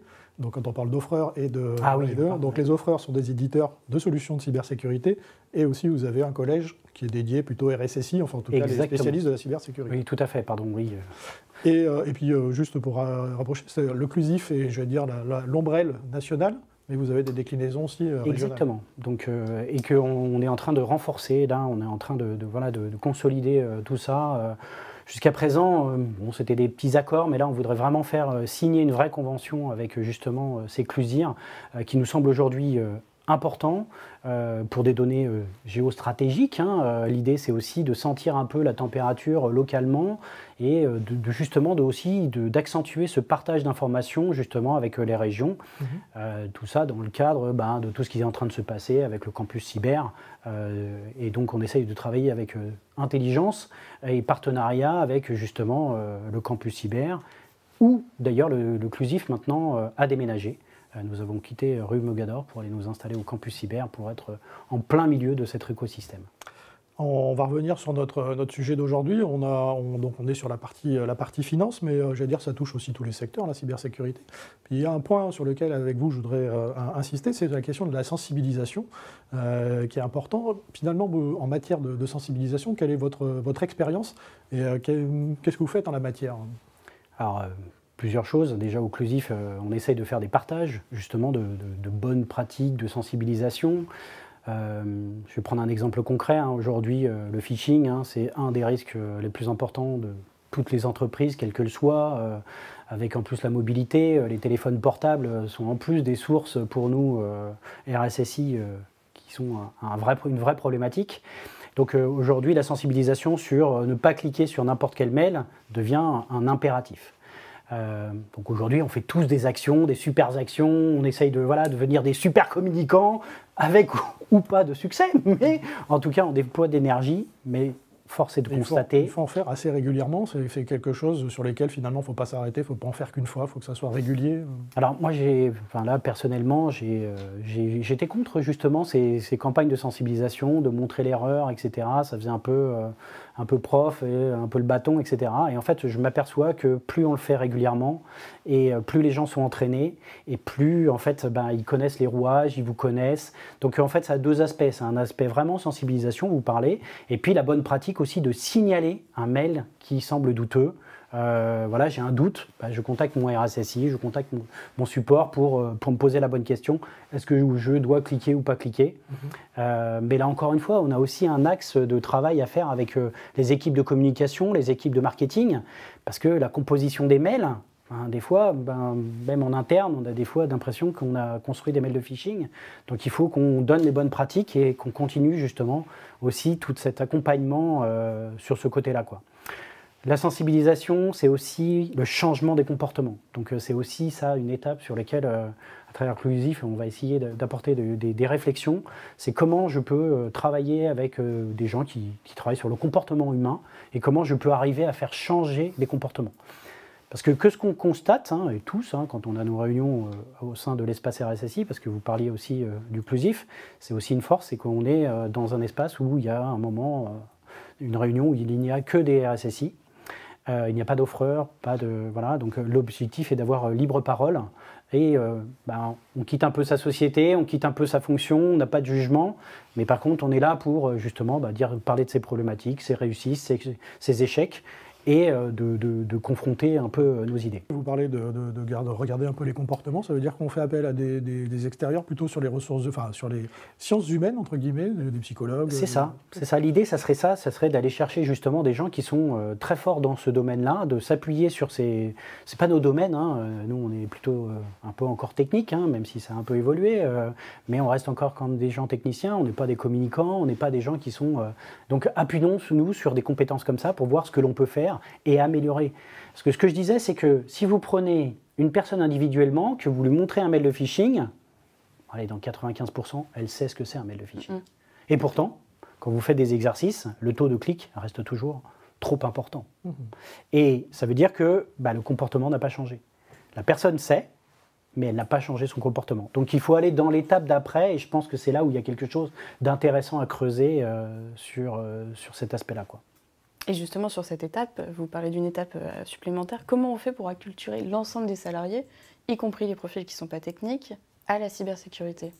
La répétition, la vulgarisation, ça c'est on devient des communicants, on s'appuie justement sur des gens qui font du marketing, qui font de la communication. Moi j'ai un profil un peu atypique parce que j'ai fait une école de commerce option finance, d'accord? Donc donc je suis très proche des métiers, entre guillemets. J'ai été DSI dans une PME pendant 17 ans et j'avais toujours un patron qui m'a toujours répété, si on n'a pas de clients, il n'y a pas d'entreprise. Donc j'ai toujours ça en tête, c'est qu'il faut continuer à avancer et qu'une entreprise, elle doit aussi prendre des risques. Et donc à partir de là, il est hyper important d'avoir une vulgarisation, donc le fait que moi je ne suis pas un expert en technique et je ne veux pas le devenir. Par contre, je comprends bien sûr les principes, mais ça me permet de les exposer à des gens qui ne sont pas du domaine sur des choses justement très techniques où, on parlait encore du phishing, expliquer que l'adresse, elle n'est pas correcte. Je pense que ça, tout le monde est capable de le comprendre, quoi. Voilà.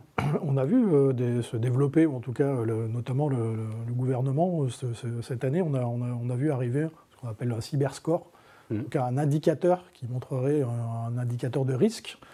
Est-ce que c'est le genre de choses, par exemple, qui peut être, j'allais dire, visible, en tout cas, quelque chose qui marque aussi les esprits vis-à-vis des collaborateurs ou des salariés Alors là, vous me touchez en plein point sensible parce que j'essaye justement d'écrire aussi un édito par rapport à ça.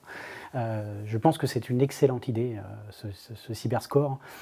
Aujourd'hui, on est tous utilisateurs du Nutri-Score. Vous savez tous que quand vous achetez un produit A, bah, c'est bien. Quand vous achetez un produit E, bah, c'est moins bien. Hein, c'est dans vos têtes, ça commence, voilà. Vous allez dans un magasin, bah, indirectement, bah, je ne sais pas si au mois de juin vous avez fait ça, mais moi personnellement, quand je suis allé au magasin, avant l'été, bah, j'ai pris plus de produits A que de produits D ou E. Donc voilà, donc je trouve que là, on a un moyen de montrer le risque qui est très intéressant et une super idée. Je pense que c'est un truc qu'il faut exploiter. Comment on traduit, enfin ça se traduit comment cet indicateur alors ? Alors, maintenant, c'est maintenant qu'on a trouvé comment montrer le risque, c'est maintenant comment on le calcule. Donc le gouvernement en fait souhaite que ça soit sur, alors de mémoire, hein, je ne connais pas le texte par cœur et de toute façon il n'est pas encore complètement arrêté, mais je crois que ça vise les sites internet de plus de 5000 utilisateurs, donc de plus de 5000 clics, donc une grande majorité des sites. Donc cette visibilité, elle ne va pas être pour moi très simple à mettre en œuvre. Pourquoi ? Parce que dans les critères que, d'après ce que j'ai pu comprendre par rapport aux différentes recherches, et j'ai assisté à une conférence avec la sénatrice qui est en charge du dossier, elle disait qu'ils allaient intégrer la notion de souveraineté. Donc là, ça va poser un certain nombre de questions. Qu'est-ce qu'on entend par la souveraineté ? Voilà. Et quand on dit site internet et sécurité, quel est le périmètre que je prends en compte ? Ça va poser un certain nombre de questions et puis donner aussi un certain nombre d'indications aux attaquants, puisque de toute façon, cette calcul de notation, il va falloir la rendre transparente. Donc si je suis C, que je suis, je sais pas moi, une banque, je sais qu'il va y avoir des trous dans la raquette et donc je donne des indications. Et puis, il y en a d'autres qui vont trouver ça de la provocation. Je suis une banque, j'ai une note de A, il y a un client qui n'est pas satisfait, ils sont A, eux. Tiens, je vais aller vérifier. Et bing. Donc, voilà. Donc, il y a encore des discussions qu'il va y avoir par rapport à ça, mais l'idée est très intéressante pour montrer à l'internaute, justement, cette note, de dire est-ce que le service est de qualité ou pas. Sur l'indicateur, est-ce qu'on garde des chiffres, comme le Nutri-Score, on reste sur des lettres, ou est-ce qu'on fait quelque chose de plus transparent avec un système de couleurs, justement pour éviter d'avoir soit trop de visibilité vis-à-vis des attaquants, et peut-être que ça passe un peu mieux aussi du côté de l'utilisateur. Alors je ne sais pas ce que veut faire le gouvernement. En tout cas, cet indicateur, nous on est en train de l'expérimenter. Justement, j'en suis en train de le présenter aussi à mes collègues au Clusif. C'est un des objectifs de partage, de savoir comment justement on peut s'utiliser. On s'aperçoit que c'est très intéressant, je vous dis, pour montrer le risque. Donc je me dis qu'il y a quelque chose à faire et à partager avec la communauté. Donc en tant que président du Clusif, encore une fois, je partage un peu l'expérimentation que j'essaye dans mon organisation de mettre en place. Donc c'est pas, pour moi, il faut garder le même système de notation. Et quand vous interrogez les gens, on parlait de comportement, on s'est amusé, nous, à interroger des personnes en interne. Si vous lui dites, tu as une note de 10 sur 100, et que tu lui dis, tu as une lettre de F sur ton application, a priori, il dit F, ça me parle plus que le 10. Voilà. Donc, encore une fois, c'est une notion de perception. Il n'y a rien de. Voilà, c'est juste comment vous percevez. Il me dit, quand j'ai du F, rouge, voilà, c'est plus marquant. Donc maintenant, reste à déterminer, et c'est là où il y a tout un travail justement collectif et de partage, c'est comment on construit cet indicateur de façon simple et intelligente. Alors, nous, on essaye une expérimentation au sein de la CASDEN.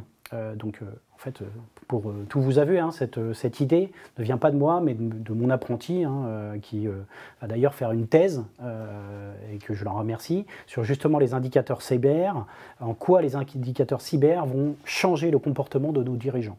D'accord ? Donc c'est hyper intéressant. Et donc l'article sur le cyberscore fait tout son sens là-dedans, puisqu'on espère que ça fera justement montrer le risque et donc faire changer le comportement. Mais il reste encore une fois le calcul, la temporalité. La note, elle est valable combien de temps? Est-ce qu'elle est valable 1 an, 6 mois, à chaque mise en prod, à chaque... Voilà. Est-ce que je prends que le côté applicatif dans le périmètre? Est-ce que je prends le processus métier? Est-ce que... Voilà. Donc, voilà. Et je pense qu'il n'y aura pas une forme, si on l'utilise en interne, mais c'est propre à chaque organisation et là où il voudra montrer le risque. Ça peut être une aide aussi à la formation, c'est-à-dire que si on voit que beaucoup de collaborateurs ont, entre guillemets, un Nutri-Score ou considèrent que ça, c'est vraiment très risqué, il peut y avoir aussi des formations très spécifiques sur certains risques, pour le coup. Exactement. Mais encore une fois, pour moi, c'est un moyen de pouvoir communiquer sur un risque. Encore une fois, hein, quand vous allez voir un aliment, vous voyez deux paquets de jambon, vous envoyez un D et vous envoyez un B, même s'il y a 2 € de plus, voilà. Et donc, voilà. Et donc, je pense que là, il y a quelque chose, encore une fois, de très intéressant. Alors nous, juste pour revenir, hein, parce que pour ce calcul et pour donner des orientations aux personnes qui nous écoutent, qu'est-ce que... On a dans cette expérimentation, alors la CASDEN, on appartient à un grand groupe, mais on a notre propre système d'information et encore un système d'information qui a une certaine taille qui est encore acceptable. On n'a pas le SI du groupe BPCE. Et en partant de ça, donc ça veut dire que on a des métriques qui sont des fois un peu plus faciles à collecter. Donc nous, on est parti sur 4 axes qui sont assez simples en soi. Un, à expliquer une direction générale, parce que là aussi, pour le calcul, il faut être de la transparence, hein, de la compréhension. Vous parliez de vulgarisation, voilà. Donc on est parti sur l'axe les vulnérabilités. Donc on explique une vulnérabilité. Bon, c'est pas forcément très complexe en donnant une définition et quelques exemples à faire comprendre à n'importe quelle direction générale ou manager ou chef de projet, puisque nous, on a fait le choix de partir sur la base d'applications. Donc on va noter nos applications que l'on a considérées comme vitales pour la survie de la banque. Donc on a une quinzaine, une vingtaine d'applications que l'on va noter comme ça et que l'on montrera à chaque comité de direction, que l'on voit tous les 6 mois, en gros, quoi. Et donc à partir de là, on a pris donc les vulnérabilités. Le deuxième sujet qui nous tient à cœur en ce moment, c'est l'obsolescence. D'accord ? Comme en plus, l'obsolescence, ça va très vite, etc. Donc, en petit parallèle, en plus, complexité avec la notion de RSE, sobriété, etc. Donc là, on va encore rentrer dans des choses aussi intéressantes que je pense qu'on aura aussi l'occasion de pouvoir en reparler, mais ce n'est pas notre sujet là. Donc, l'obsolescence, ça aussi, très simple à expliquer. Je pense que là, il n'y a pas de complexité en toi. Et puis, le dernier axe que l'on a choisi, nous, c'est les habilitations. Pourquoi? Parce que c'est à notre main et que c'est simple à expliquer. Hein. Est-ce qu'on a fait une revue? Oui, non. Et est-ce qu'on l'a fait il y a 3 mois, 6 mois, etc. Et donc du coup, on construit justement des indicateurs et on est en train de réfléchir sur les pondérations, sur le poids qu'on va donner tout ça et toute cette intelligence, entre guillemets, que l'on va mettre derrière. Et c'est ça qui nous déterminera la note. Et pour ça, on a impliqué donc, les chefs de projet, on implique les métiers, donc super outil de communication, puisque du coup, on revient vers les métiers. On ne vient pas avec un questionnaire d'analyse de risque où les mecs, voilà, ça les ennuie et qu'on va leur faire perdre du temps. Là, ils comprennent l'intérêt. Et ce qu'on s'aperçoit, c'est qu'aujourd'hui, ils reviennent vers nous. Donc ça veut dire que je pense qu'on a franchi une petite étape. Je ne dis pas qu'on a gagné, hein, mais on a franchi une petite étape. C'est qu'on s'est rendu visible. Ils ont compris qu'il y avait un intérêt. Et la direction générale aussi se rend compte qu'il y a besoin d'attribuer des budgets sur des sujets techniques, ce qui n'est quasiment pas le cas. Aujourd'hui, quand vous regardez la plupart des entreprises, on fait des projets, on a un budget pour le projet, mais ensuite, on oublie tout le run. Et surtout, les évolutions ou les montées de version. Et donc, du coup, on se retrouve très vite avec des choses obsolètes sur notre système d'information. Plus le patch management. Plus le patch management, etc. Qui aujourd'hui s'accélère. Hein, si vous regardez le nombre de vulnérabilités qui n'arrêtent pas d'accélérer et d'augmenter sur les choses. Donc, du coup, tout ça permet, encore une fois, de montrer simplement. Et pourquoi on en arrive là aujourd'hui dans ces réflexions, c'est que si vous vous placez à la place d'un chef d'entreprise, qu'est-ce qui intéresse un chef d'entreprise? Son chiffre d'affaires, et ça marche. Le cyber, je ne devrais pas dire ça, je suis RSSI, mais c'est un indicateur parmi un d'autres. Et quand nous, on montre nos tableaux de bord de techniciens, où on leur montre 400 vulnérabilités, 500 serveurs en obsolescence, je me mets à la place du dirigeant, il me dit qu'est-ce que tu attends pour le faire, quoi. Enfin, voilà, maintenant mets-toi au boulot, c'est pas ça qui m'intéresse, quoi. C'est est-ce que je prends un risque ou pas. Et donc, en repartant justement de cette lettre, je pense que là, on lui donne l'indication au bon niveau et ça va très vite. Les applications vitales, si on fait le cumul de tout, on s'aperçoit qu'on est à C, il y a peut-être un effort et il y a peut-être un truc budgétaire. Et si on revient un instant sur l'utilisateur, aujourd'hui on voit qu'il y a énormément de solutions d'automatisation autour de la cybersécurité qui se développent. Est-ce que finalement on a encore besoin de demander quelque chose à l'utilisateur? On aura toujours besoin de demander quelque chose à l'utilisateur. Enfin, l'intelligence artificielle, moi je me pose toujours la question ce qu'il y a d'intelligence dans l'artificiel, mais bon, bref, c'est un avis très personnel. Aujourd'hui, ça reste quand même beaucoup de formules mathématiques. Oui, on fait des progrès, etc., mais on le voit avec la voiture autonome. Je ne sais pas quand on aura une vraie voiture autonome, mais donc voilà, l'intelligence artificielle a ses limites. Et heureusement d'ailleurs pour nous. Ce que je veux dire, c'est qu'il y avait un très bon article par rapport à ça, qui disait sur la consommation électrique pour faire marcher l'intelligence artificielle. Okay, donc aujourd'hui, il est avéré qu'on ne battra plus jamais l'ordinateur sur les jeux d'échecs. Okay, et encore plus sur le jeu de Go, puisqu'il a été démontré que l'ordinateur avait gagné. Okay. Sauf que quand on regarde la consommation électrique pour arriver à ça, vous savez combien de puissance il a fallu pour faire gagner l'ordinateur? Un data center complet. Okay. Le cerveau humain, c'est moins de 40 watts. Donc là, on parlait de sobriété, de RSE, etc. Donc pour moi, on aura toujours besoin d'humains. Et il ne faut pas l'oublier, on parlait dans la sensibilisation, un des axes aussi qu'on doit développer, c'est de dire que l'être humain doit être critique et intelligent et remonter tout ce qui lui paraît suspect. Et c'est un des derniers remparts que l'on a. Et on aura beau mettre toutes les techniques, les attaquants ont toujours un coup d'avance, et le chat et la souris. Et donc du coup, le fait que l'utilisateur se pose une question, se dit « Ah, tiens, c'est bizarre, j'ai un petit doute là », et qui préviennent les personnes de la sécurité, je pense qu'on aura gagné, quoi. Après, pour rebondir, il y a aussi la question de la surface d'attaque qui a été démultipliée. On a vécu une crise sanitaire avec des gens qui étaient en télétravail. On a su qu'on ouvrait aussi les systèmes d'information, même si on sécurisait par tunneling, etc. Mais en tout cas, on a vu que on avait une surface d'attaque qui était de plus en plus grande. On utilise quasiment tous du cloud, ou en tout cas des services SaaS. On a aussi des problématiques avec des relations avec les fournisseurs. Quand on parle, on dit que l'utilisateur ne peut pas tout faire.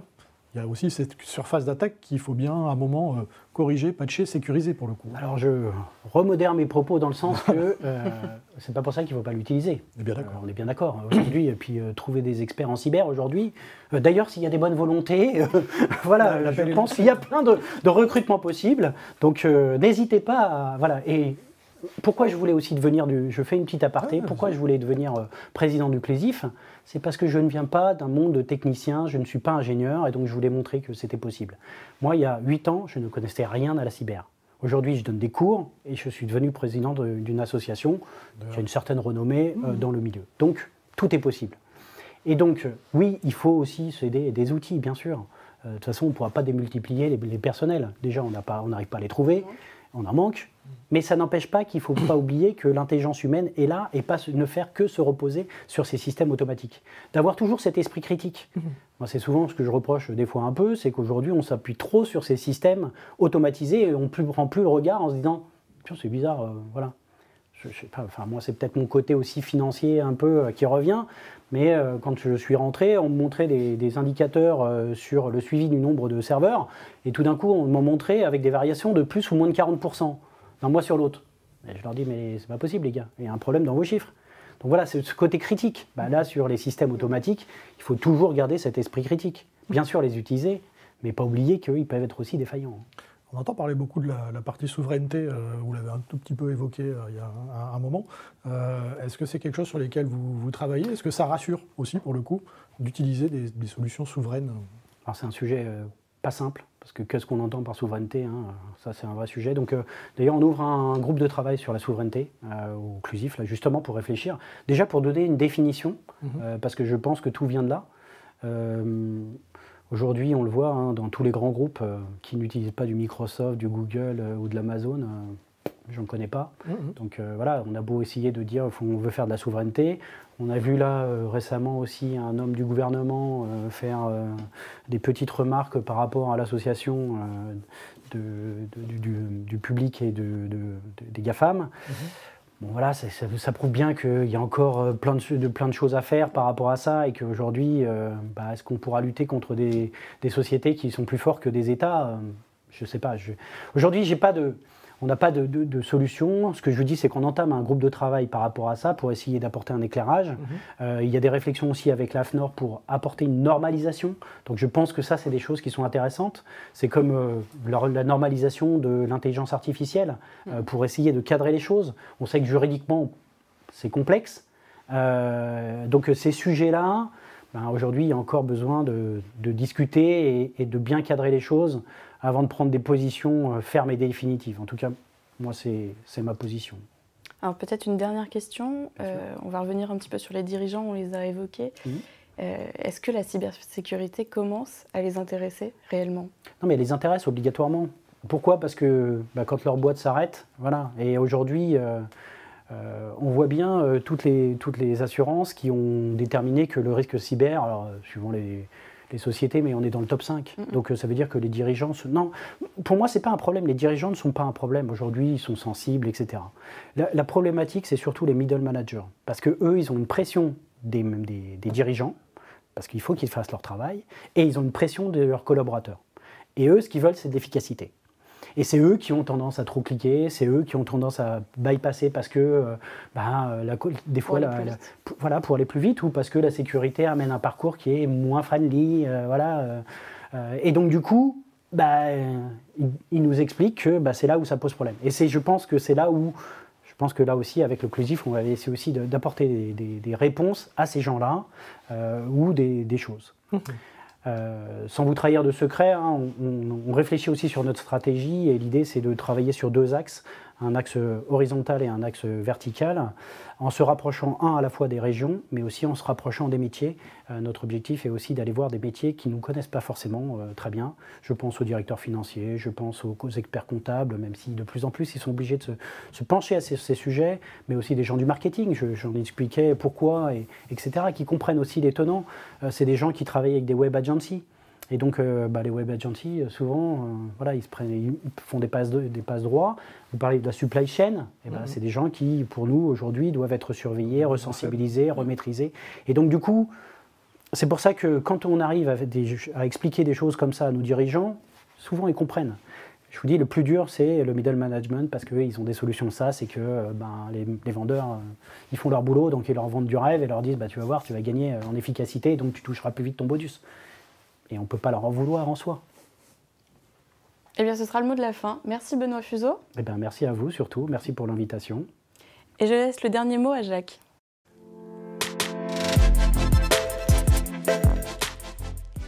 Merci Célia, il est effectivement temps de nous séparer. Merci en tout cas à vous de nous avoir suivis. Merci à nos intervenants pour la qualité de leurs échanges. Merci Célia pour la co-animation. Merci Jacques. Avant de vous quitter, je vous présente juste le LMI Mag 15, où vous allez retrouver des retours d'expérience, des guides d'usage, des guides d'achat. N'hésitez pas à aller le voir sur notre site Le Monde Informatique. Il ne me reste plus qu'à vous souhaiter une très bonne journée et à vous dire à très bientôt sur une prochaine webconférence du Monde Informatique.